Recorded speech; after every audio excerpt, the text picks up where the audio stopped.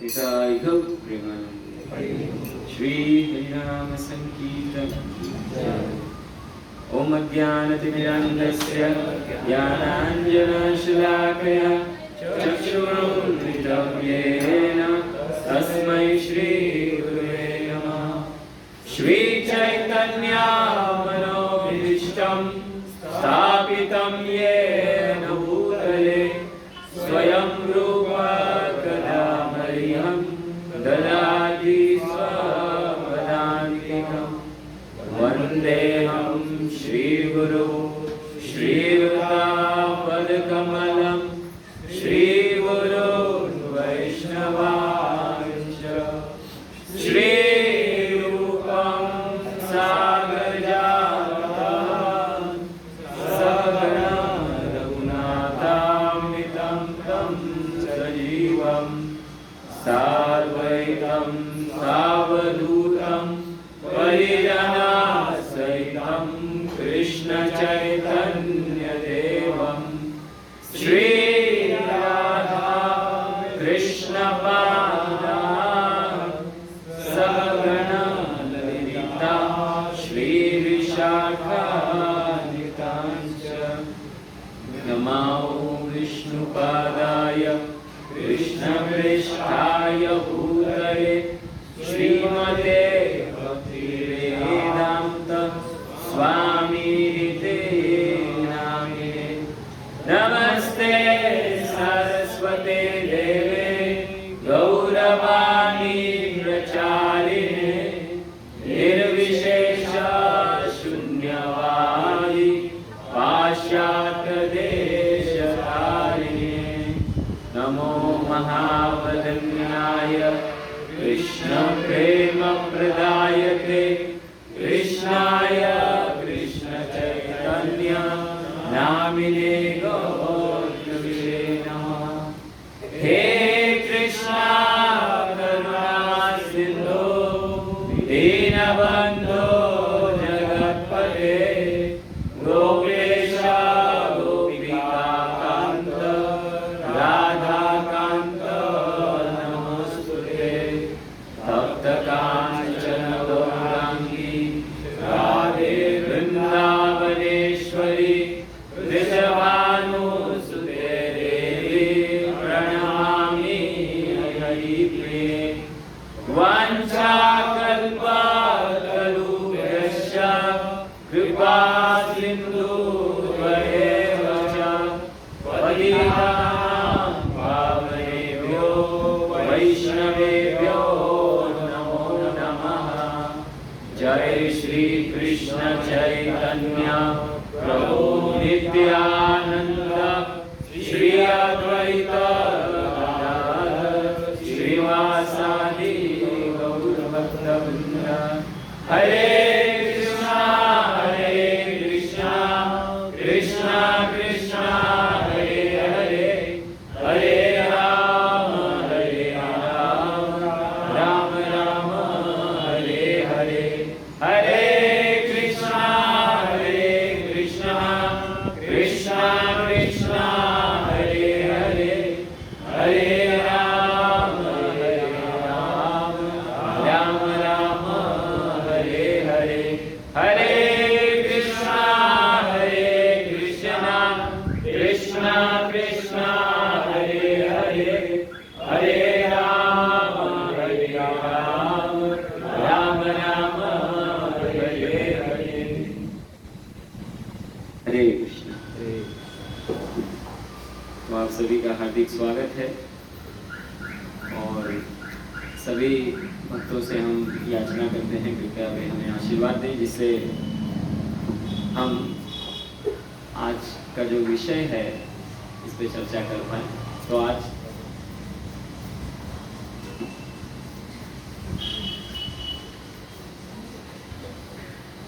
क्योंकि अगले हफ्ते में 30 तारीख को रामनवमी है तो इसलिए हमने सोचा कि प्रभु रामचंद्र के बारे में थोड़ा चर्चा करना चाहिए। और वैसे एक प्रकार से हम आपसे क्षमा चाहते हैं कि ये कक्षा जो है श्रीमान गिरिवरधारी प्रभु द्वारा ये जो सत्संग कार्यक्रम में आज भी दिया जाने वाला था, लेकिन कुछ कारणवश प्रभु जी नहीं आ पाए, तो हमें ही आपकी सेवा करने के लिए भेजा है। तो आप आशीर्वाद दें जिससे हम कुछ भगवान का गुणगान कर पाएँ अपने हृदय के शुद्धिकरण के लिए और आप सभी की प्रसन्नता के लिए। तो जैसे श्रीमद् भागवतम में भी मंगलाचरण होता है, तो रामायण में भी मंगलाचरण है। तो हम पूरा मंगलाचरण तो नहीं गाएंगे, लेकिन एक श्लोक गाएंगे और कृपा करके आप हमारे पीछे दोहराने का प्रयास कीजिए। रामाय रामभद्राय, रामाय रामभद्राय, रामाय रामभद्राय, रामाय रामभद्राय, रामचंद्राय वेदसे, रामचंद्राय वेदसे, रामचंद्राय वेदसे, रामचंद्राय वेदसे, रघुनाथाय नाथाय, रघुनाथाय नाथाय, रघुनाथाय नाथाय, रघुनाथाय नाथाय, सीताय पतये नमः, सीताय पतये नमः, सीताय पतये नमः, सीताय पतये नमः। तो इसमें कहते हैं रामाय रामभद्राय। रामभद्र अर्थात भद्र का अर्थ है मंगलमय, ऑस्पिशियस। तो इस नाम से कौन पुकारता है प्रभु रामचंद्र को? तो जो कौशल्या माता है और दशरथ महाराज हैं, वो पुकारते हैं रामभद्र। फिर आगे कह रहे हैं रामचंद्राय वेदसे। तो प्रभु राम को वेद में रामचंद्र कहते हैं। वेद जो भी पुकारते हैं, बुलाते हैं, तो रामचंद्र। तो रामचंद्राय वेदसे। फिर रघुनाथाय नाथाय। तो रघुनाथ जो सेनापति हैं, सैनिक हैं, वो सभी प्रजागण हैं, वो कहते हैं उनको रघुनाथ, रघुकुल के नाथ, रघुनाथ। तो उनको रघुनाथ के नाम से पुकारते हैं। और नाथाय, अब नाथ कौन कहेगा? सीता माता। सीता माता प्रभु रामचंद्र को नाम तो नहीं लेंगे, क्योंकि ये वैदिक सभ्यता है। जो माताएं होती हैं वो अपने पति का नाम नहीं लेती डायरेक्टली।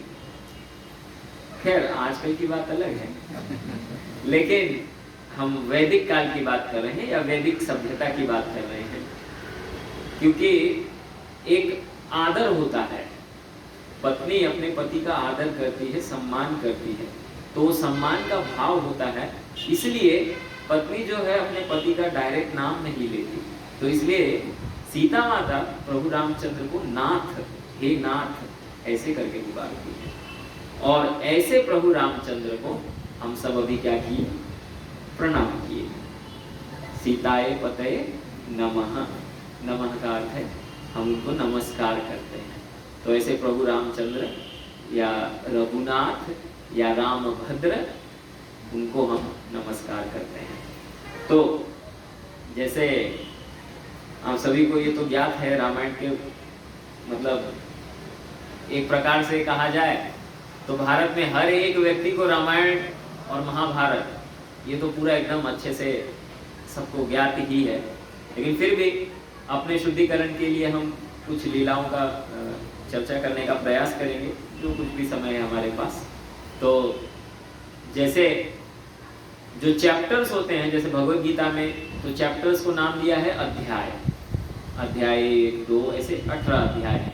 उसी प्रकार से रामायण में खंड कहा गया है। वाल्मीकि ऋषि उसको एक प्रकार से कांड के रूप में कहते हैं, कांड कहते हैं। अभी मराठी वाला कांड नहीं है, मराठी वाला नहीं तो आप बोलेंगे वो कांड का एक कांड केलं जातं, तसं नाही आहे। ये कांड म्हणजे चैप्टर है। तो जो पहला है वो है बालकांड, अयोध्या कांड, अरण्य, फिर किष्किंधा, सुंदरकांड और फिर लंका या युद्ध कांड। तो इस प्रकार से 6 अध्याय या कांड है। अभी इसमें से विशेषतः अगर आप देखेंगे तो पहला जो बाल कांड है वो भगवान के 12 वर्ष की आयु तक का वर्णन करता है, बाल कांड में। और फिर आगे दूसरा कांड कौन सा है, अभी बताया हमने, अयोध्या कांड। इसमें भगवान का विवाह और ये सब प्रसंग बताया गया है। मतलब आगे के 13 वर्ष, 12 से 13 वर्ष। उसके बाद फिर अगला आरण्य, मतलब भगवान को क्या हुआ, वनवास, तो आरण्य का ये भी कुछ 13 वर्ष का है, 13 वर्ष तक का बताता है। और उसके बाद अगला किष्किंधा, वो 5 महीने का है। 5 महीने भगवान किष्किंधा में रहे थे, उसका पूरा वर्णन। 4 महीने रहे थे चातुर्मास और फिर 1 महीना उधर, तो ये 5 महीने तो किष्किंधा कांड। उसके आगे 2 दिन का, 2 दिन का है, सिर्फ 2 दिन की कहानी है इसमें, सुंदर कांड। और अगला लंका या युद्ध कांड भी बोलते हैं, वो 18 से 20 दिनों का है। अब बताइए 2 दिन में इतना ऐसा क्या सुंदर कर दिया, जो अभी हालांकि देखा जाए तो कृष्ण की लीला अगर हम देखें तो सबसे सुंदर जो मन को मोहने वाली कौन सी लीला है, बाल्य लीलाएं हैं, क्योंकि वो तो गोलोक में भी देखने को नहीं मिलेगी, वो सिर्फ यही भौम वृंदावन में देखने को मिलती है, वो सबसे मनोहर लीलाएं हैं। तो बाल्यकांड क्यों नाम दिया, उधर सुंदरकांड देना चाहिए था, इसको सुंदरकांड नाम नहीं दिया। सुंदरकांड ये 2 दिन की लीला को दिया है। 2 दिन में ऐसा क्या किया और किसने क्या किया, उसमें प्रभु रामचंद्र का कोई रोल नहीं, मतलब फिजिकल कोई रोल नहीं है। वैसे तो प्रभु रामचंद्र पूरे रामायण में है, उनके बगैर तो कुछ होगा नहीं, लेकिन फिजिकली खुद प्रभु रामचंद्र उसमें कुछ नहीं किए, उसमें केवल भक्त लोग हैं। और उसको वाल्मीकि ऋषि सुंदरकांड नाम देते हैं। और इतना ही नहीं, भारत में जितने भी जो या श्री संप्रदाय में भी देखें या जो राम भक्त हैं, अगर आप देखेंगे नॉर्थ इंडिया में अगर आप जाएंगे तो भले किसी को बाकी अध्यायों के नाम पता हो या ना हो, लेकिन सुंदरकांड नाम सबको मालूम है,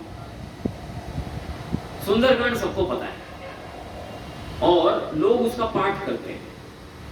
कुछ लोग तो रोज पाठ करते हैं, कुछ लोग ऐसे साल में या जब रामनवमी आती है तब करते हैं, लेकिन पाठ जरूर करते हैं। पूरी रामायण पढ़ी हो या ना पढ़ी हो, लेकिन सुंदरकांड जरूर पढ़ते हैं। सुंदरकांड क्यों, क्या है इसमें, पहले तो नाम से ही देख लेते हैं। नाम सुंदर इसलिए है क्योंकि इसमें भक्त लोग जो कार्य कर रहे हैं ना, वो सबसे सुंदर कार्य करने वाले हैं। वो क्या करने वाले हैं, वो प्रभु रामचंद्र और सीता माता को मिलाने का कार्य करने वाले हैं। और ये जो कार्य है ये सबसे सुंदर कार्य है, इसलिए सुंदरकांड। इसमें जो हनुमान जी हैं और बाकी जो बानर हैं, वो ये प्रयास कर रहे हैं, सीता माता की खोज कर रहे हैं, और उस खोज में वो सीता माता को ढूंढ लेते हैं और प्रभु रामचंद्र को बता देते हैं।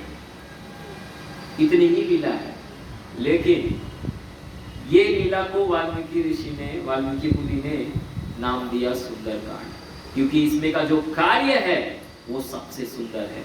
वो ये है कि जो भी भक्त होता है, भक्त के जीवन का एक ही लक्ष्य है, कैसे भगवान को भगवान की शक्ति से मिलाया जाए।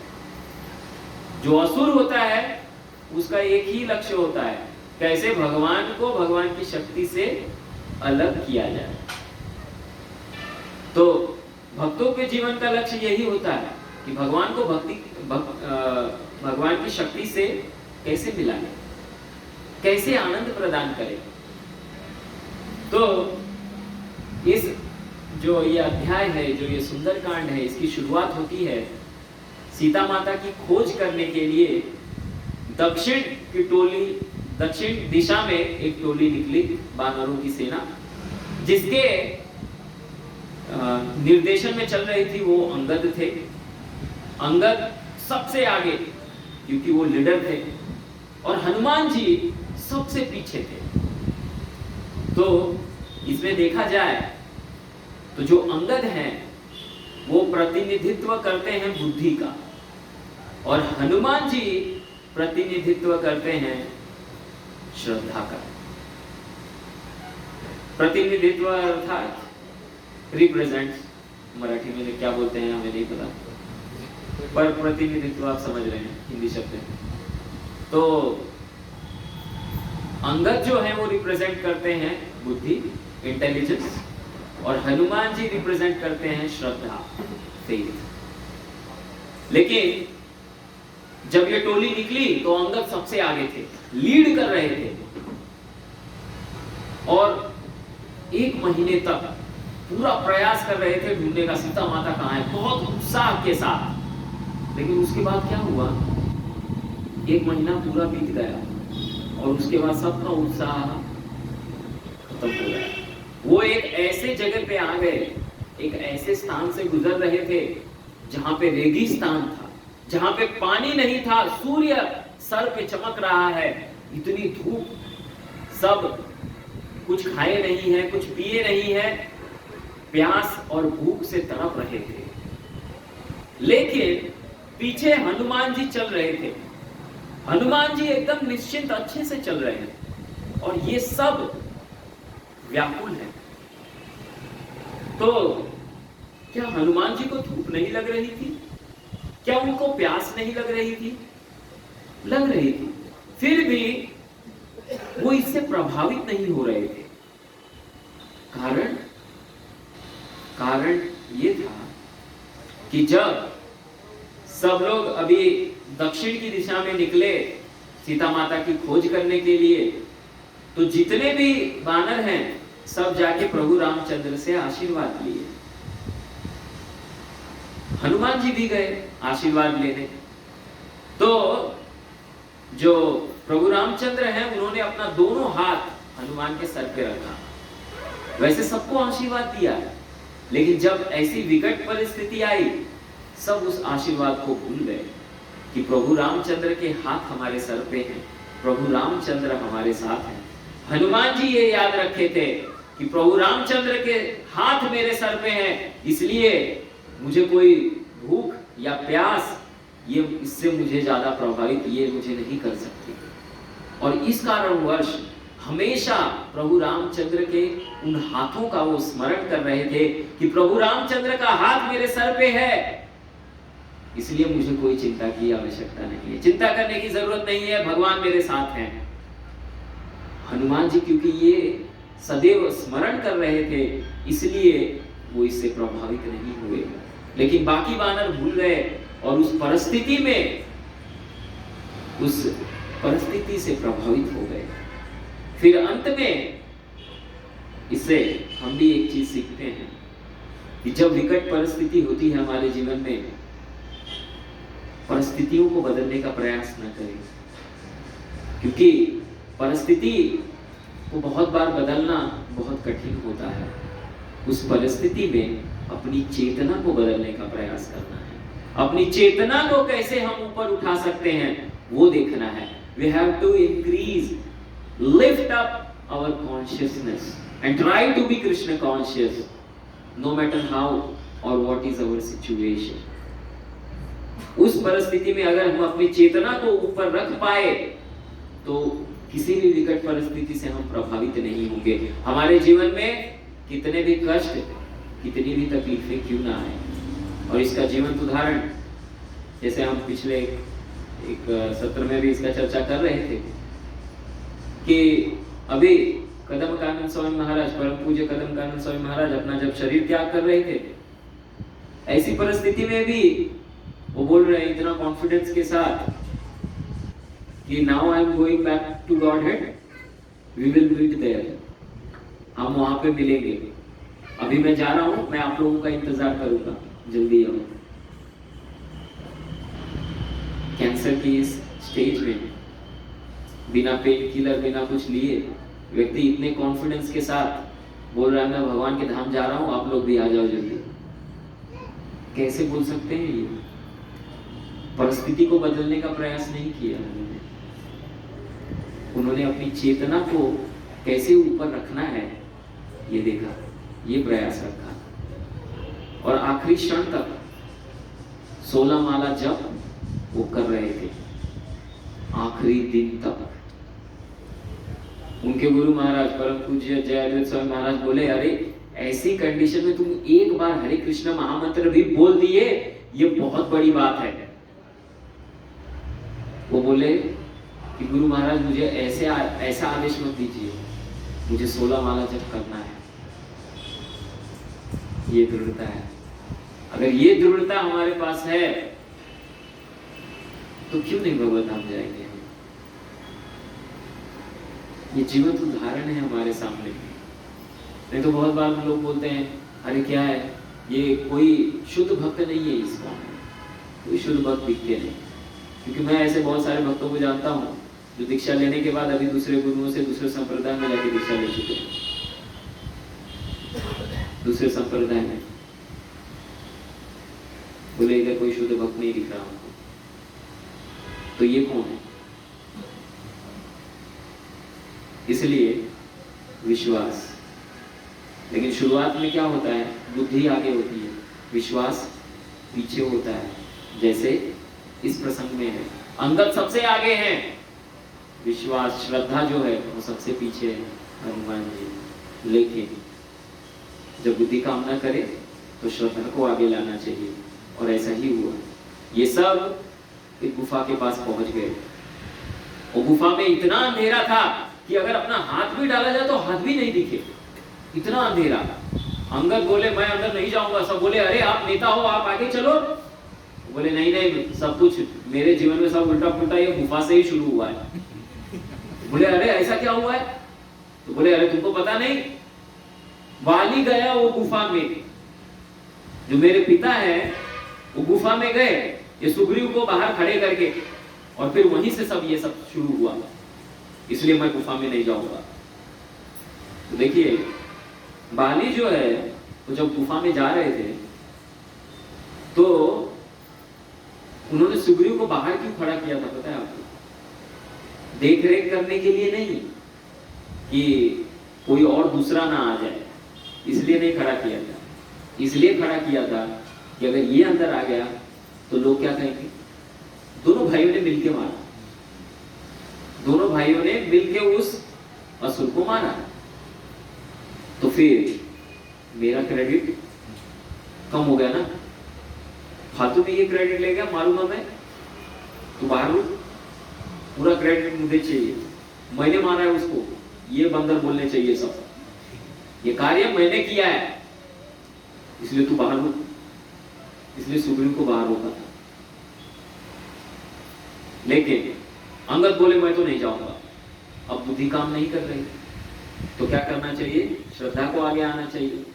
तो श्रद्धा मतलब हनुमान जी आगे आए, बोले ठीक है सीता माता इस गुफा में भी तो हो सकती है, ढूंढना तो पड़ेगा, लेकिन कौन जाएगा? कोई जाने को तैयार नहीं। हनुमान जी बोले मैं जाऊंगा। आगे बढ़े। एक बंदर बोला हनुमान जी जा रहे हैं तो इनके पीछे पीछे हमको भी जाना चाहिए। उसने हनुमान जी की पूंछ पकड़ ली, वो भी पीछे पीछे चलने लगा। दूसरा बंदर देखा, बोला अरे ये जा रहा है तो मैं क्यों ना जाऊंगा, मैं भी जाऊंगा। वो उसकी पूंछ पकड़ लिया। ऐसे पूंछ पकड़ते पकड़ते पकड़ते सब बंदर, लास्ट में अंगद उधर बाहर खड़ा है, बोला सब चलेगा, मैं क्या इधर रह के करूंगा, मैं भी जाता हूं। तो अंत में अंगद भी पीछे पीछे एक बंदर की पूंछ पकड़ के वो भी अंदर चला गया। तो देखिए जैसा हम कह रहे थे कि बहुत बार ऐसी बहुत सारी परिस्थितियां आएंगी जीवन में जब बुद्धि हमारी कार्य नहीं करेगी, हमको समझ में नहीं आएगा ये ऐसा क्यों हो रहा है मेरे जीवन में। श्रद्धा को आगे लाइए, जैसे हनुमान जी आगे आ गए। श्रद्धा को आगे लाइए भगवान पे, जो श्रद्धा है हमारी उसको आगे लाइए। भगवान जो भी कुछ हमारे जीवन में करेंगे वो अच्छा ही करेंगे, ये विश्वास को आगे लाइए। और हनुमान जी फिर आगे गए, और फिर जब अंदर पहुंचे तो एक बहुत सुंदर बगीचा था जहां पे सुंदर पेड़ थे, बहुत सारे फल रखे हुए थे और झरने थे। तो जैसे अब हैं तो बंदर, सब बंदर अभी हैं। बोले इतना प्यास लगी है, इतनी भूख लगी है और सब कुछ सामने है, कैसे रोके अपने आप। लेकिन फिर भी हनुमान जी बोले देखो ये माया हो सकती है, कुछ गड़बड़ हो सकता है, रुक जाओ, अपने आप पे नियंत्रण रखो। तभी उन्होंने एक साध्वी को देखा, सफेद वस्त्र पहने हुए एक स्त्री है जो ध्यान में है, वो ध्यान कर रही है। और जैसे ही फिर उन्होंने इन बंदरों को देखा, हनुमान जी को देखा, अंगद को देखा, तो उन्होंने अपनी आंखें खोल दी और वो कही कि अरे मुझे तुम्हारा ही इंतजार था, आओ ये सब तुम्हारे लिए ही है। तो ये इनका नाम, ये साध्वी का नाम स्वयं प्रभा था। एक्चुअली ये कौन थी? ये जब हेमा नाम की एक अप्सरा थी और एक माया दानव जो है, क्योंकि वो बोलते हैं ना लव एट फर्स्ट साइट, बोलने के लिए होता है और जो भी है, तो वो उसके प्रेम में पड़ गए। तो अभी दोनों ने विचार किया स्वर्ग में तो नहीं रह सकते, इंद्र तो नहीं छोड़ेगा, तो बोले कहीं और जाना होगा। तो जैसे आजकल होता है ना, माता पिता नहीं कर रहे शादी, चलो भाग चलो, तो कुछ ऐसा ही हो गया, दोनों भागे। बोले कहीं तो रहना है, लेकिन ये जो माया दानव है ये बहुत बड़ा आर्किटेक्ट था और इसने ये विद्या कहां से सीखी थी? इसके पास ऐसी शक्ति थी जिसको आज के जमाने में हम हैकिंग कहते हैं। मतलब आपके पास कोई स्किल है, कोई टैलेंट है, तो ये क्या करता, उस व्यक्ति के मन से वो सभी स्किल्स और टैलेंट्स को चुरा लिया। तो शुक्राचार्य के पास गया, बिना शुक्राचार्य को पूछे, शुक्राचार्य कौन? हाँ, असुरों के गुरु, उनके पास गए और उनके पास ये जो आर्किटेक्ट का ये जो जितना भी ज्ञान था उनके मन से सब निकाल लिया, सब चोरी कर लिया, इसने हैकिंग कर लिया एक प्रकार से। और बाद में फिर उस हेमा अप्सरा के लिए ये गुफा बनाई थी उसे। लेकिन इस अप्सरा के साथ में उसकी एक दासी भी थी और वो थी ये स्वयं प्रभा। तो इसको 2 पुत्र हुए और दोनों मारे गए। एक वो जो गुफा में वाली मारा, वो इनका ही पुत्र था, हेमा और माया दानव का, उसको वाली ने मारा। तो 2 पुत्र थे और अंत में एक पुत्री इनको मिली जिसका नाम मंदोदरी था, जो किसकी पत्नी बनी? लेकिन उसको जन्म इन्होंने नहीं दिया था। तो उसके पीछे एक रहस्य है। जैसे जो रावण है वो किसका पुजारी था? शिव जी का। तो शिव जी का बहुत तपस्या किया, बहुत कुछ किया, शिव जी प्रसन्न हुए, तो बोले क्या वरदान चाहिए? तो बोला मुझे आत्मलिंग चाहिए, मतलब शिवलिंग बेसिकली, आत्मलिंग चाहिए आपका। और बोला और कुछ? तो बोले वो पार्वती है ना, वो चाहिए मुझे। देखिए ये होते हैं असुर। शिव जी की जो पत्नी है उनको ही मांग लिया। शिव जी बोले अभी क्या करें, दे दिया उन्होंने। तो पार्वती माता को और वो शिवलिंग को लेके जा रहा था। भगवान विष्णु बोले ये क्या चल रहा है, ऐसे तो काम नहीं चलेगा। तो भगवान विष्णु ब्राह्मण बन के आए और इसके सामने और बोले कहां जा रहे हो रावण? बोले लंका जा रहा हूं, पार्वती को लेके और आत्मलिंग को लेके जा रहा हूं। तो बोले अच्छा शिवजी ने वरदान दिया है तुमको? बोले हाँ। ये क्या है, पार्वती मेरे साथ में है? बोले वो पार्वती थोड़ी है, वो डुप्लीकेट है। बोले क्या बात कर रहे हो, डुप्लीकेट? हाँ, शिवजी ऐसे चीटिंग करते रहते हैं, ऐसे ही धोखा देते हैं। तुमको क्या अपनी पत्नी दे देंगे, तुम मूर्ख हो। बोले क्या, तो ओरिजिनल किधर है? बोले मैं देता हूँ, मुझे पता है ओरिजिनल कहाँ है। तो भगवान ने क्या किया, हूबहू। इसलिए मंदोदरी का जब वर्णन आता है तो कहते हैं कि वो भी लक्ष्मी जैसी सुंदर थी, क्योंकि ऑब्वियसली वो पार्वती माता की एक प्रकार से प्रोटोटाइप थी हमारी भाषा में, मतलब हूबहू। तो भगवान विष्णु ने वैसे ही पार्वती माता जैसे ही वैसे ही स्त्री का निर्माण किया, और ये जो माया दानव है और जो हेमा अप्सरा है इसके यहाँ पे दे दिया, बोला रावण आएगा उसके साथ में इसकी शादी कर दो, ये आज से तुम्हारी बेटी। बोले फ्री में बेटी दे दी, बोले हाँ इसका अभी शादी कर दो। तो वो थी मंदोदरी जिसका विवाह बाद में रावण से हुआ। और रावण पार्वती माता को छोड़ दिया, बोले ये डुप्लीकेट है, ये नहीं चाहिए मुझे, ये ओरिजिनल चाहिए। बोले ओरिजिनल उधर है, जाओ। तो इस प्रकार से भगवान ने पार्वती माता को बचाया। तो खैर, लेकिन एक बार क्या हुआ, इंद्र आए और फिर इंद्र को पता चल गया अभी ये, तो माया दानव को मारा और फिर हेमा अप्सरा को वापस लेके चले गए। लेकिन फिर ये जो स्वयं प्रभा है वो अभी इधर ही थी। तो वो बोले मेरा क्या होगा, मेरा उद्धार कब होगा? इंद्र बोले जब प्रभु रामचंद्र के कोई सेवक आएंगे, उनकी सहायता करोगी, उसके बाद तुम्हारा उद्धार होगा। तो अभी प्रभु रामचंद्र के सेवक जो हैं सब वो आए हैं, और ये स्वयं प्रभा को पता है अब उसका उद्धार होगा। तो इसलिए वो स्वयं प्रभा अभी इन बंदरों को अच्छे से खिलाया सबको। उसके बाद वो बोली कि मुझे पता है सीता माता कहाँ है, और मैं अपने योगिक शक्ति से तुम्हें वहां पहुंचा सकती हूँ। सभी बंदरों को कहा आंखें बंद कर लो, खोलना मत। बंदरों को कह रहे हैं आंखें बंद कर लो। बंदर एक क्षण के लिए शांत नहीं बैठ सकते, उनको बोले आंख बंद कर लो, तो बोले कोई लेकिन आंख खोलना मत। तो बोले हाँ जरूर नहीं खोलेंगे।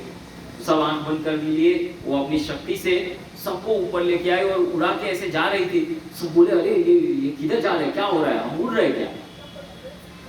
अभी हम भी, हमारे साथ भी ऐसा हो तो कितनी जिज्ञासा होगी कि क्या चल रहा है, कहाँ उड़ रहे हैं हम भी अपनी आंखें खोल देंगे। और ये तो बंदर सब अपनी आंखें खोल दे, बोले अरे हम उड़ रहे थे।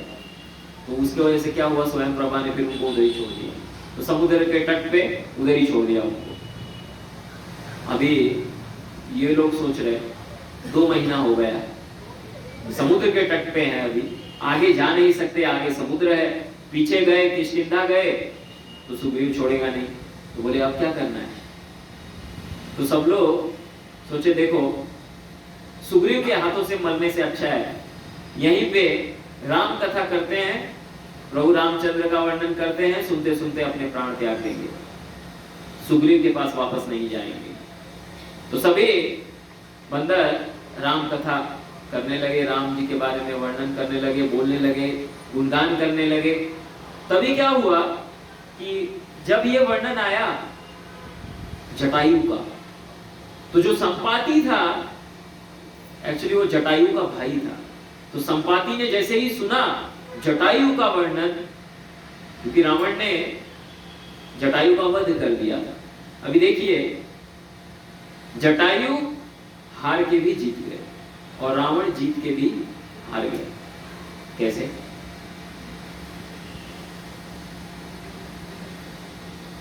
रावण जटायु से जीत के भी हार गया और जटायु हार के भी जीत गए। यस, देखिए जब ये युद्ध हो रहा था, युद्ध होने से पहले ही जटायु को ये पूरा निश्चित था कि मैं रावण को नहीं मार सकता, क्योंकि रावण को मार सिर्फ 2 लोग मार सकते हैं। उसको ऐसा वरदान था, केवल एक तो या तो कोई मनुष्य मार सकता है या तो कोई बंदर, बस। क्योंकि वो क्या सोचा था, ये बंदरों से क्या डरने का, और ये मनुष्यों को, उनको तो मैं खाता हूं, तो ऐसे लोग मुझे क्या मारेंगे। इसलिए उसने ऐसा वरदान मांगा कि सब किसी से मैं ना मरूं, लेकिन ये बंदर और मनुष्य चले गए, इसका मुझे कोई भय नहीं, क्योंकि इन लोगों को तो मैं खाता हूं, इनसे क्या डरना। तो जटायु को यह पता था, ये जानते हुए भी जटायु युद्ध किए और इतना घमासान युद्ध किए कि सबसे पहले अभी सबसे बड़ा गधा रावण, जिसको और गधे खींच रहे थे, उसके रथ में गधे थे और एक बड़ा गधा पीछे बैठा था और इस प्रकार से ये रथ चल रही थी। तो ये उड़ रहे थे, ये गधे भी उड़ रहे थे, उनके पास भी अलग शक्ति रही होगी। तो जैसे ही फिर जटायु ने देखा तो सबसे पहले इन गधों को मार दिया। फिर रावण का जो कवच है, आर्मर है, उसको फाड़ दिया। उसके बाद फिर जटायु ने अपने पंजे से ऐसा आघात किया रावण को। रावण ने ये सोचा नहीं था कि ये बूढ़ा पक्षी ऐसे लड़ सकता है। उसने पूरा जो रावण का शरीर का जो मांस है, वो पूरा मांस के मांस निकाल दिया था। तो रावण भी चकित हो गया, बोला अरे ये गिद्ध इतना शक्तिशाली कैसे है? बोले इसे ऐसे सामने सामने जीतना तो मुश्किल है। तो इसने युक्ति किया, बोला देखो इस प्रकार से हम दोनों लड़ते रहेंगे तो बहुत समय बीत जाएगा, बहुत समय जाएगा। क्या करते हैं, हम दोनों एक दूसरे को अपनी अपनी कमजोरी बताते हैं और फिर युद्ध करेंगे, फिर जो जीतेगा वो फाइनल, सीता उसकी। तो बोले पहले तुम अपनी कमजोरी बताओ, तुम्हारी कमजोरी क्या है? जटायु वो जो सत्य है उन्होंने सत्य बोला। वो बोले मेरे पंख मेरे सबसे शक्तिशाली हथियार हैं, लेकिन अगर ये कट गए तो ये मैं एकदम निर्बल हो जाऊंगा, मैं कुछ नहीं कर सकता। और फिर रावण की बारी। तो रावण बोला मेरे जो प्राण है ना वो मेरे पैरों में है, मेरे पैरों को कोई काट दिया तो मैं कुछ नहीं कर पाऊंगा। झूठ बोल, ये एक धोखेबाज व्यक्ति के लक्षण है, असुर है ना। तो फिर अभी रावण को मालूम है अभी इसकी क्या कमजोरी है, पंख काटना है। तो इसलिए फिर उसने तब जटायु के पंख काट दिए। तो ये जब वर्णन चल रहा था तो जो संपाति है, जो जटायु का बड़ा भाई था, उसके पंख सब जल गए थे, क्योंकि ये दोनों पहले इतने शक्तिशाली थे कि सूर्य देव को छूने के लिए निकले थे जब जवान थे तब। तो उड़ के जो पृथ्वी की जो एटमॉस्फेयर है उससे भी बाहर निकल गए ये लोग, सूर्य देव को टच करने जा रहे थे। तो सूर्य ने क्या किया, अपना प्रकाश इतना ज्यादा फैला दिया, इतना ज्यादा तीक्ष्ण कर दिया कि जब ये देखा संपाति ने कि इससे तो हम जल जाएंगे, तो जटायु को बचाने के लिए जटायु को उसने पीछे कर दिया और अपने पंख आगे कर दिए, जिससे उसके पूरे पंख जल गए। और फिर दोनों भाई नीचे गिरे, तो संपाति अलग हो गए, जटायु अलग हो गए। जटायु जैसे आपको पता है नासिक के पास में ही, यहाँ वो जगह क्या नाम है, ताके, हाँ यहाँ पे। और जो संपाति है वो दक्षिण भारत में, वहां पे गिरे, दोनों अलग हो गए क्योंकि इनके पंख जल गए। ये कभी ढूंढ नहीं पाए कि जटायु कहाँ है। और इतने बहुत वर्षों के बाद पहली बार ये अभी जटायु का नाम सुने इस कथा में। तो फिर वो उठ के आए, एक छोटा सा पहाड़ था, एक हिलॉक बोलते हैं, मतलब छोटा सा टेकरी, उसके ऊपर वो बैठे थे, गुफा थी उसमें से बाहर आए। वो बोले अरे जटायु का नाम किसने लिया? तो सबने बताया कि ऐसा ऐसा हुआ है। तो जो संपाति, क्योंकि वो गिद्ध है, बहुत दूर दृष्टि है, बहुत दूर तक देख सकते हैं, तो उन्होंने बताया कि सीता माता कहाँ है मुझे मालूम है, वो अशोक वाटिका में, वहां एक अशोक पेड़ के नीचे बैठी है, लंका में है सीता माता। सब बंदर बहुत खुश हो गए, बोले सीता माता मिल गई अभी, अब बस हमको जाना है वहां। तो बोले कौन जाएगा? बोले 100 योजन मतलब 800 मील, 1 योजन मतलब 8 मील, तो 100 योजन मतलब 800 मील दूर जंप करना है। तो सब अंगद की तरफ देखे, बोले नेता कौन है? बोले लीडर तो भाई अंगद ही है। अंगद बोले मैं जा तो सकता हूं, लेकिन आने की गारंटी नहीं है। इसके बाद कोई उनको प्रश्न ही नहीं किया, क्यों आ क्यों नहीं सकते? जब कूद के वहां तक पहुंच सकते हो तो वहां से कूद के वापस क्यों नहीं आ सकते? संभव है ना? लेकिन किसी ने उनको प्रश्न नहीं किया, क्यों? आपको पता है इसका कारण क्यों क्या है? अंगद ने ऐसा क्यों बोला? जा सकता हूं लेकिन वापस आने का गारंटी नहीं। ये हम थोड़े समय के बाद बताएं। उसके बाद फिर बाकी बंदर आए। वो बोले मैं 60 योजन तक तो कूद ही जाऊंगा। कोई बोला 10 योजन, कोई 20, 25, बस यही चल रहा था। हनुमान जी एक किनारे बैठे थे। तो तभी जो जामवान है वो हनुमान जी के पास आए और कहे, हनुमान तुम ऐसे क्यों बैठे हो?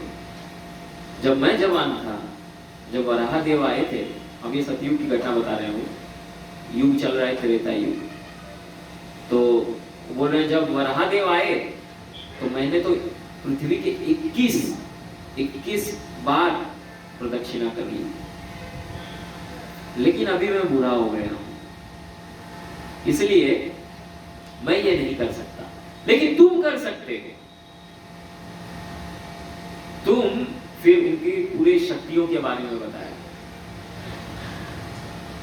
तो जैसे ही ये सब बताए तो हनुमान जी को फिर से उनका पूरी शक्तियों का स्मरण हो गया और फिर हनुमान जी खड़े हुए। अभी देखिए यहाँ पे जामवंत जी का नाम एक बार आया, फिर आगे अगर हम देखें तो इतने बार कुछ ज्यादा जामवंत जी का वर्णन नहीं है, लेकिन जो इंस्पायरिंग फोर्स है हनुमान जी के लिए, आगे हनुमान जी ने जो कुछ भी किया, लेकिन शुरुआत करने वाला व्यक्ति जामवान है। इनविजिबल लीडर, एक इनविजिबल लीडर जिसको कोई ज्यादा देख नहीं पाता, लेकिन उसका कार्य बहुत बड़ा होता है।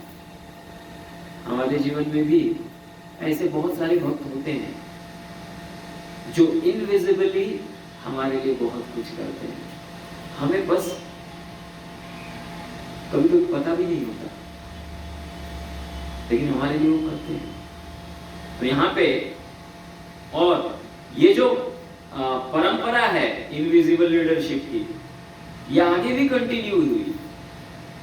जब कुरुक्षेत्र युद्ध हुआ उसमें हनुमान जी थे, लेकिन अर्जुन के रथ पे सवार थे। जब भीम चिल्लाते, वॉर क्राई देते, जोर से गर्जना करते, तो उस गर्जना में हनुमान जी भी अपनी गर्जना करते। अभी देखिए, अगर देखा जाए तो ये कुरुक्षेत्र युद्ध और ये जो रावण के साथ जो युद्ध है, ये दोनों को रामायण में जो युद्ध है, अगर दोनों की तुलना की जाए तो ये जो रावण और इसके जो सैनिक हैं, ये लोग कुरुक्षेत्र के जो युद्ध भूमि पे जो सैनिक हैं, उनसे हजारों हजारों गुना ज्यादा शक्तिशाली है ये जो राक्षस थे। तो हनुमान जी जब उनसे लड़े तो ये कौरवों से लड़ने में कौन सी बड़ी बात थी? हनुमान जी लड़ सकते थे, लेकिन हनुमान जी तब नहीं लड़े।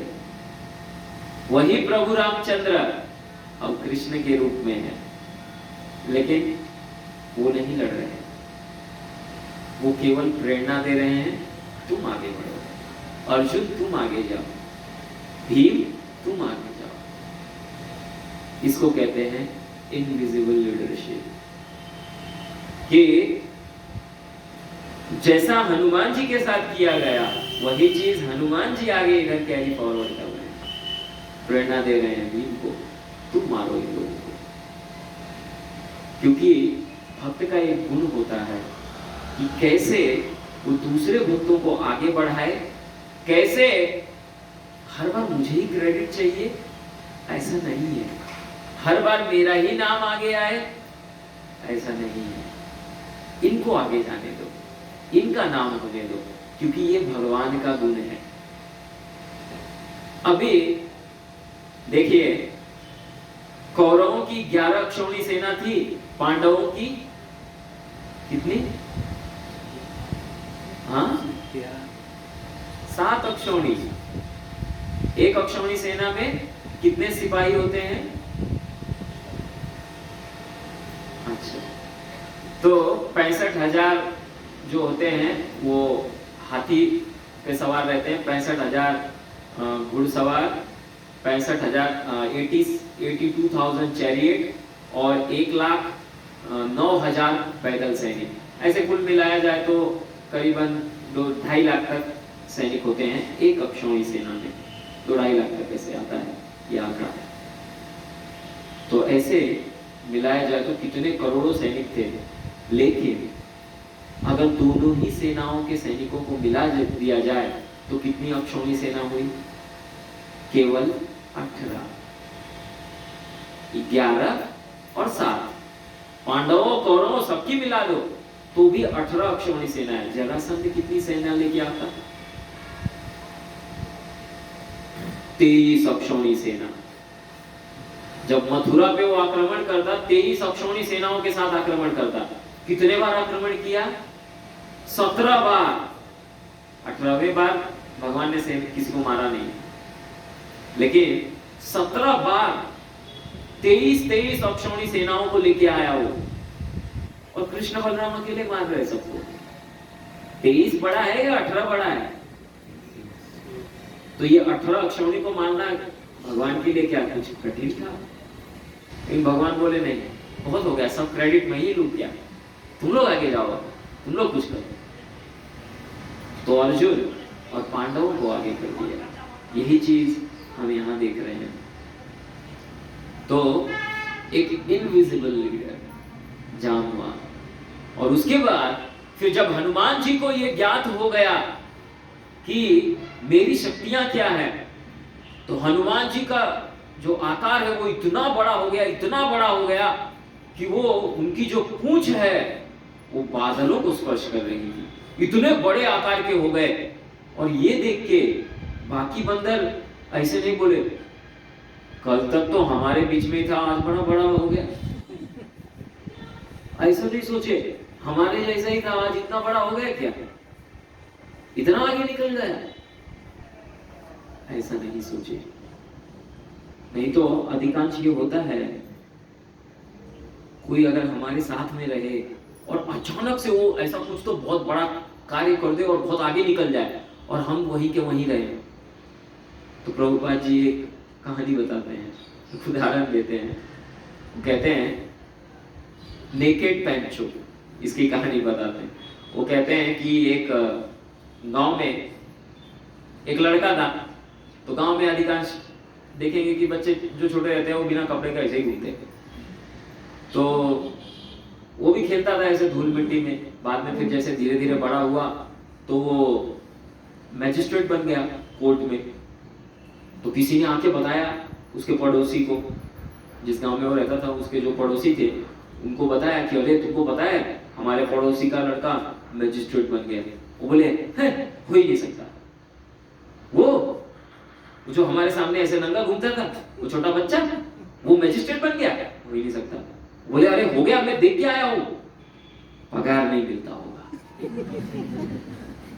तो देखिए सच्चाई को एक्सेप्ट करना बड़ा कठिन है। तो प्रभुपाद जी कहते हैं कि अगर हमारे सामने से कोई अगर ऐसा बहुत आगे चला जाए तो बहुत मुश्किल होता है। लेकिन यहाँ पे बंदरों का गुण देखिए, वो सब चिल्ला रहे थे जय श्री राम जय श्री राम जय श्री राम ऐसे करके, और बहुत खुश थे कि अरे हनुमान तुम जाओ अभी।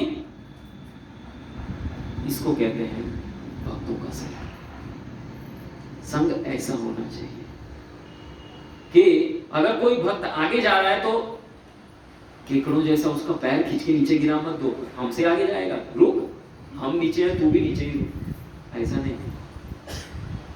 जैसे बोलते हैं कि एक बार जो सी पे जो फिश और बाकी ये सब भरते हैं ना, तो उसमें केकड़ों का भरा गया था, एक्सपोर्ट हो रहा था। तो ऊपर ढक्कन ही नहीं लगाया भारत वाले ने। बोला ढक्कन लगाने में काय को पैसे वेस्ट कर देगा, पैसा सेविंग करने में एक्सपर्ट है इंडियंस। तो बाकी देश वाले बोले अरे वो केकड़े कूद के भाग जाएंगे ना। बोले अरे ये केकड़े हैं, कभी नहीं निकलेंगे, देखो तुम। तो वो बोला देखो अभी कैसा है, एक अगर ऊपर चढ़ रहा है तो दूसरा केकड़ा क्या कर रहा है, उसको नीचे खींच देता है, तो गिरा देता है। दूसरा ऊपर चढ़ रहा है, तीसरा नीचे खींच रहा है, और ऐसे एक केकड़ा भी उस कंटेनर से बाहर नहीं निकल पाया। ऊपर कोई ढक्कन नहीं है, फिर भी नहीं निकल पाया। तो हमारी जो मेंटालिटी है वो ऐसी क्रैब मेंटालिटी नहीं होनी चाहिए। अगर कोई आगे जा रहा है तो उसको प्रोत्साहन देना चाहिए, उसको और आगे बढ़ाने का प्रयास करना चाहिए। अभी आप कहेंगे किस चीज में? देखिए, हर एक भक्त को भगवान कोई ना कोई गुण देते हैं। स्पेशली जब हम भक्ति में आते हैं तो किसी को कीर्तन का गुण दे देंगे, किसी को प्रवचन का दे देंगे, किसी को कुकिंग का दे देंगे, किसी को मैनेजमेंट का दे देंगे, कुछ ना कुछ तो जरूर देंगे, जरूर देंगे। बस वो देखने की आवश्यकता है और उस भक्त को उसमें आगे बढ़ने का प्रयास करना चाहिए, उसको आगे बढ़ाने का प्रयास करना चाहिए। इसको कहते हैं भक्तों का संग। ये होती है एक भक्त की मानसिकता।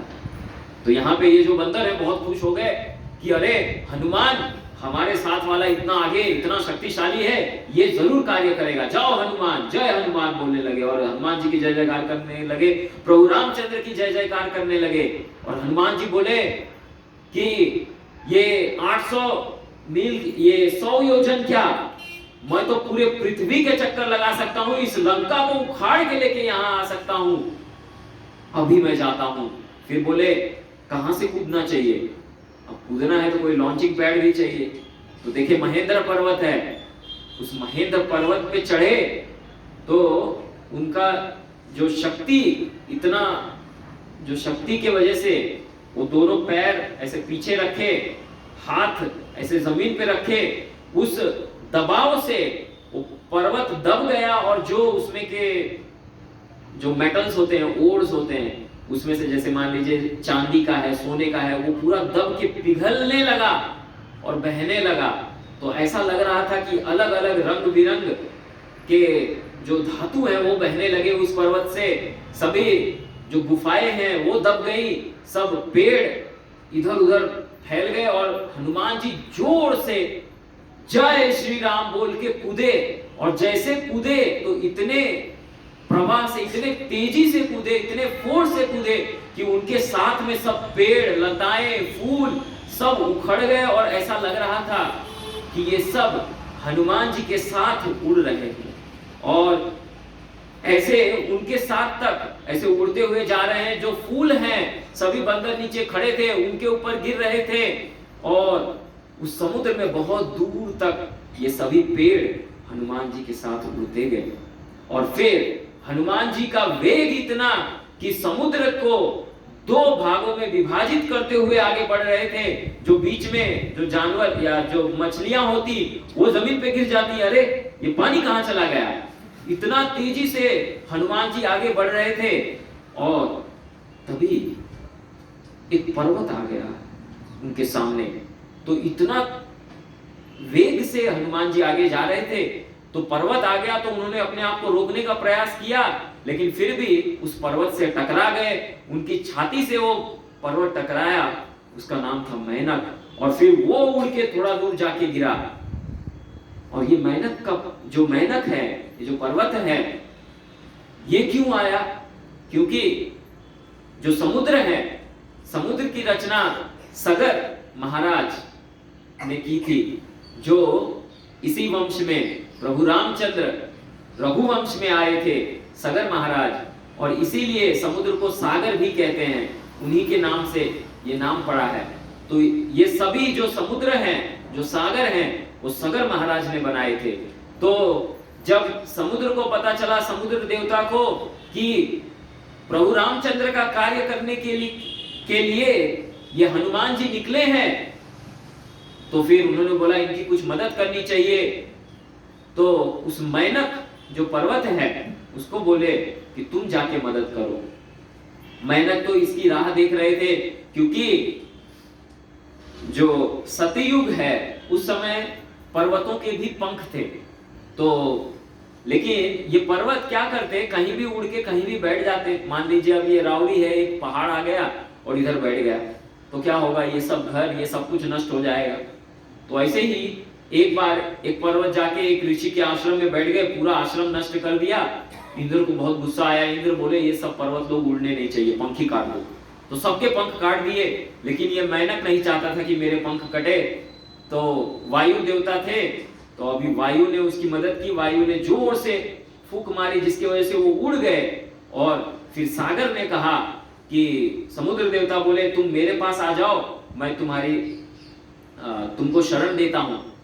तो लेकिन ऐसे ही शरण नहीं दी, क्योंकि समुद्र में नीचे एक बहुत बड़ा होल था, जिसमें से नीचे के लोगों से ये राक्षस लोग आते थे। तो समुद्र देव ने क्या किया, इस मेंढक को उस होल के ऊपर ही बिठा दिया। मान लीजिए कोई बकेट है जिसके अंदर होल है, पानी बह रहा है, तो क्या करना चाहिए, उस होल को बंद करने के लिए कुछ लगा देना चाहिए। तो वैसा काम इन्होंने मेंढक से लिया। मतलब ये राक्षसों से परेशान थे और ये मेंढक भी आ गया, तो दोनों काम करके लिया उन्होंने। तो मेंढक को उधर बिठा दिया।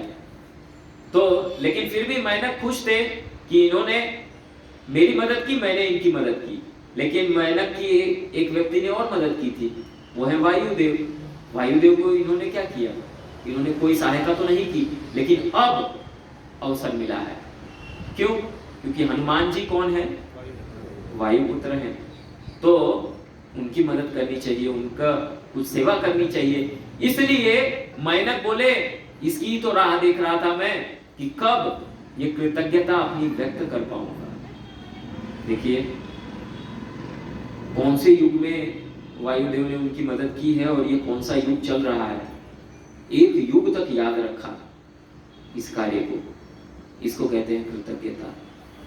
हमारे जीवन में अनेक भक्तों ने अनेक तरीके से हमारी सहायता की है, हमें कभी नहीं भूलना चाहिए।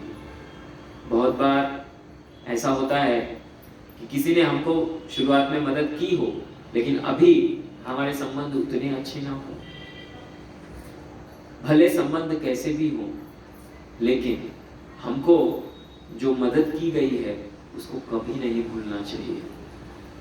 हमें सदैव कृतज्ञ रहना चाहिए। उस कृतज्ञता को व्यक्त करने का, उस भक्त की सेवा करने का अवसर देखना चाहिए कि कैसे मैं अपनी कृतज्ञता को व्यक्त करूं। ये हम मेंढक से सीखते हैं।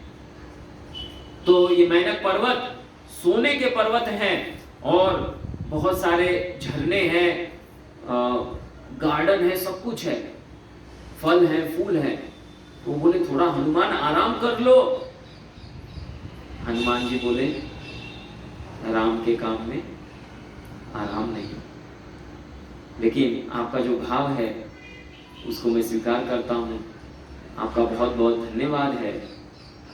और ऐसा हनुमान जी नहीं किए कि लात मार के उनको आगे बढ़ गए। उन्होंने अपने हाथों से स्पर्श किया, बोले मैं आपकी सेवा को स्वीकार करता हूँ, लेकिन मुझे आगे जाना है। देखिए बहुत बार, समय तो हो गया,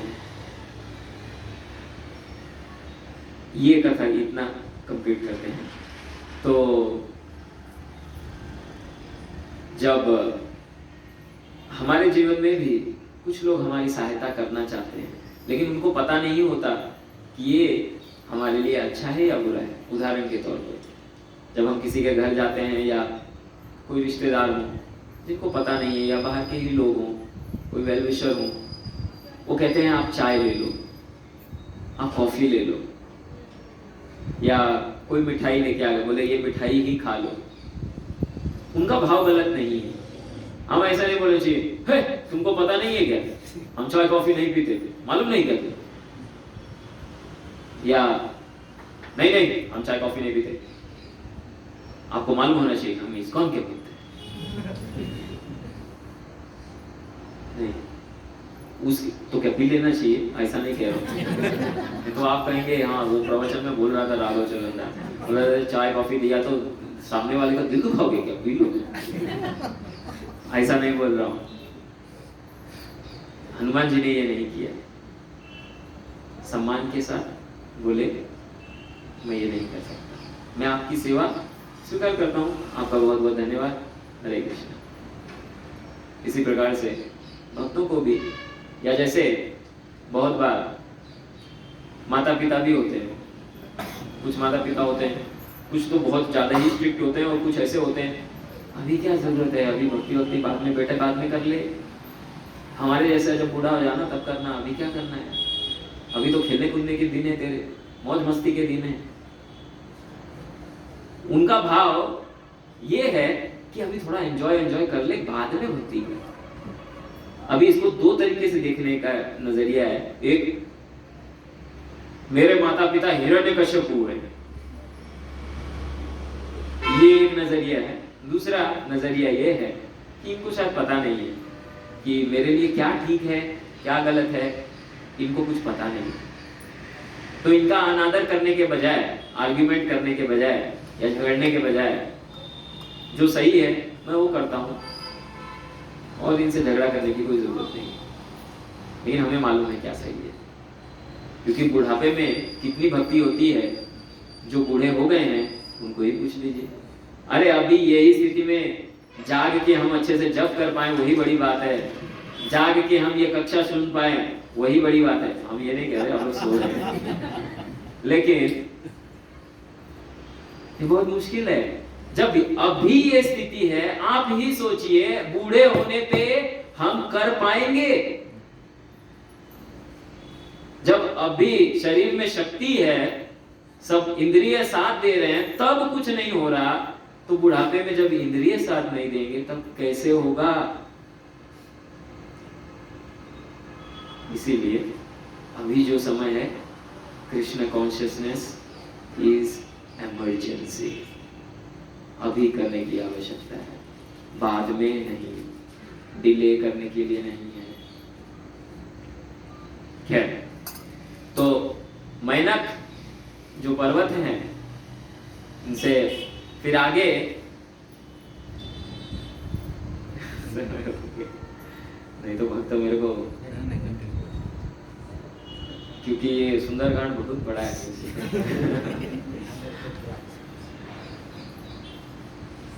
ठीक है, तो और लंका तक पहुंचा देते हैं हनुमान जी को, उसके बाद फिर आप लोग पढ़ लेना।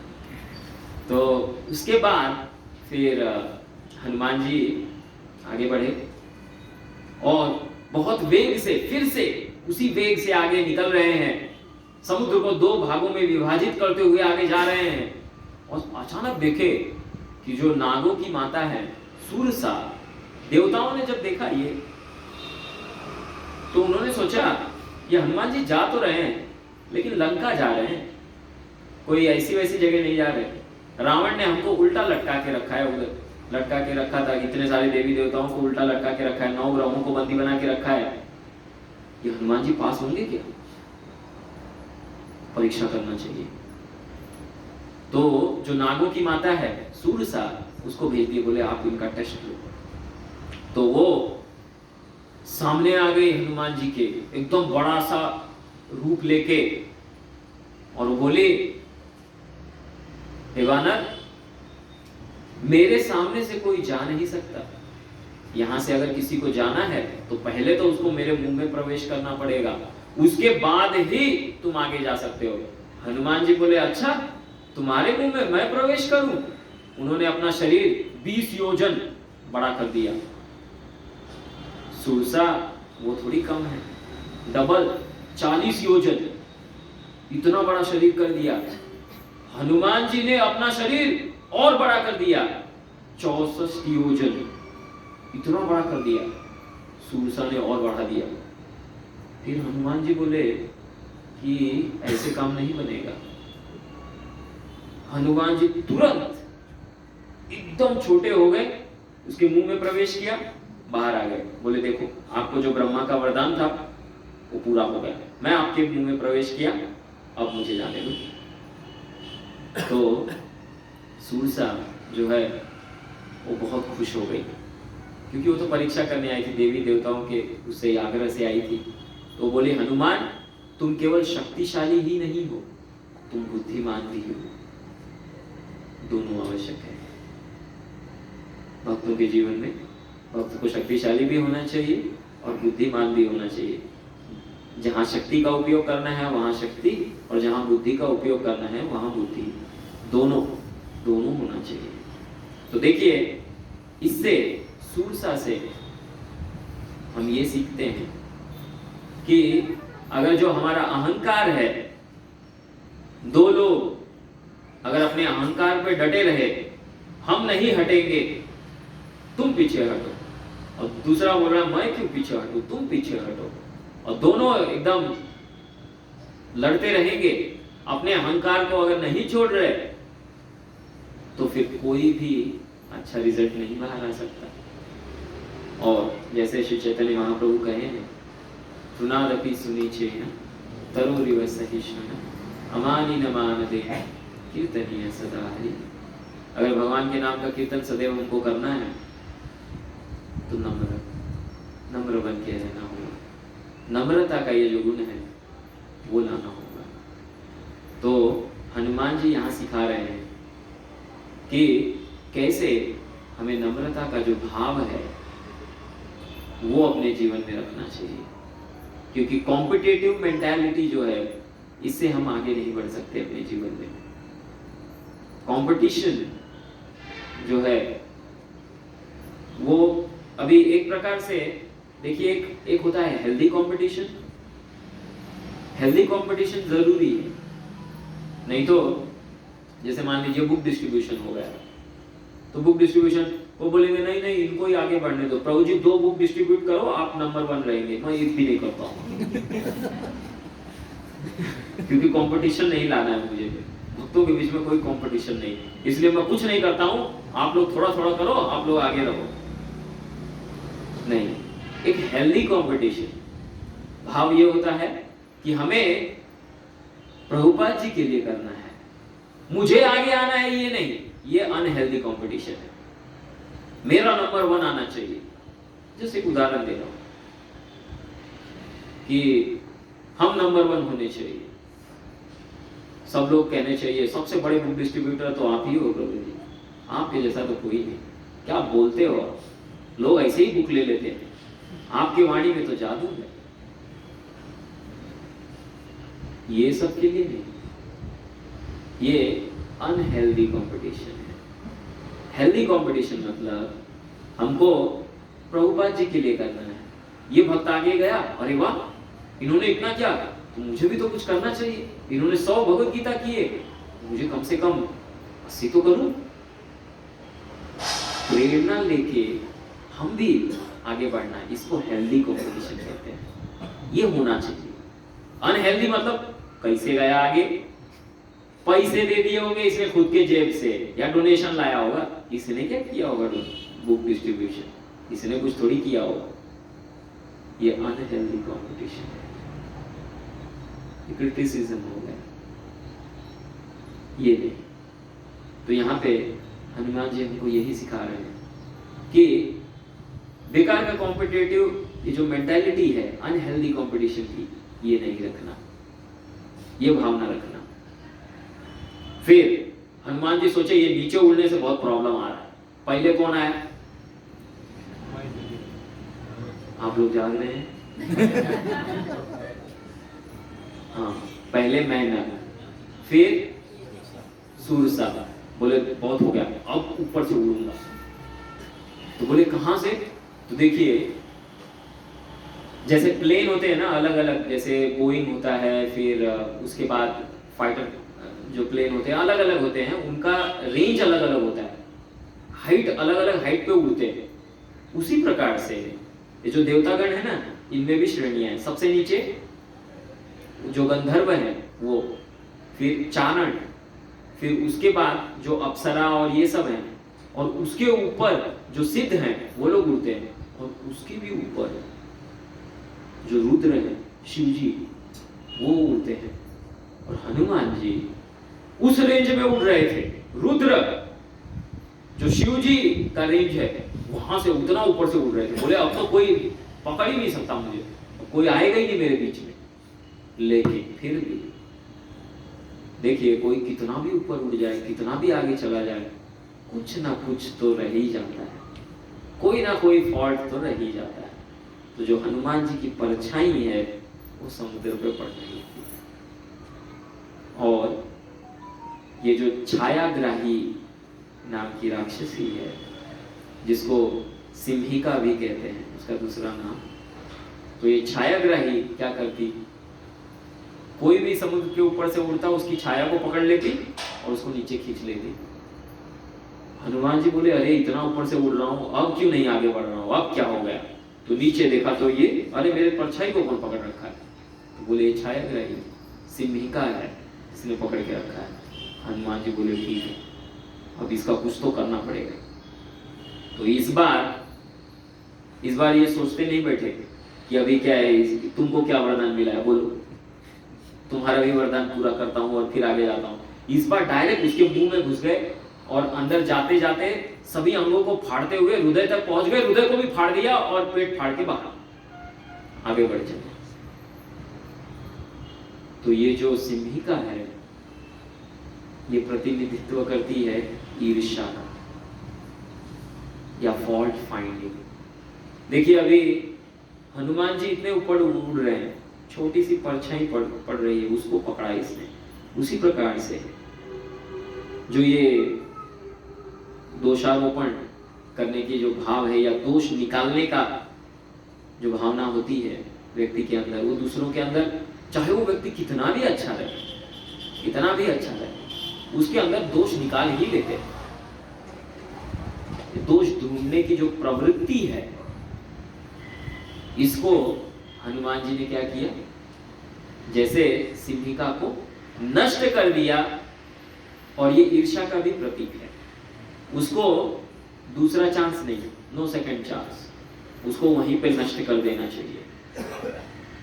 तो जिस प्रकार से हनुमान जी ने सिंहिका को नष्ट कर दिया, फिर आगे बढ़े और हनुमान जी लंका पहुंच गए। तो हनुमान जी ने 3 वैसे, और वहां पे एक पर्वत था, अभी ये दोपहर के समय पहुंच गए हनुमान जी, तो बोले अभी लंका में प्रवेश करना ठीक नहीं होगा।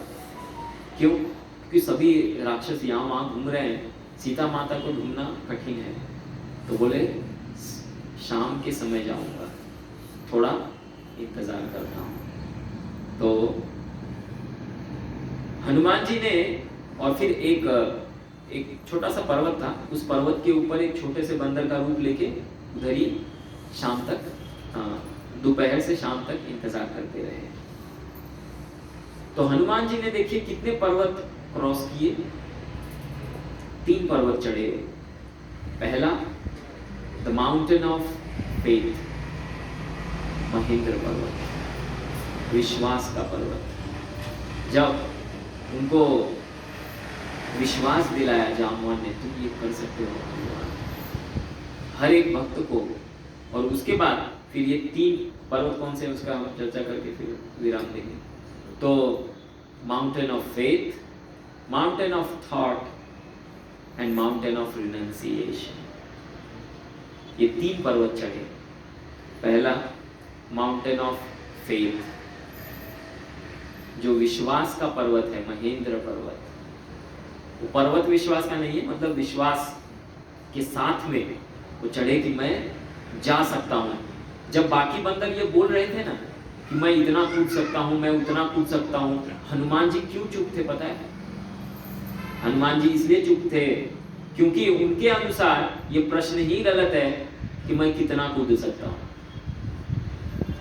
क्योंकि हमारी क्षमता, हमारे अंदर कोई क्षमता नहीं है, हमारा केवल प्रयास है, भगवान की कृपा है।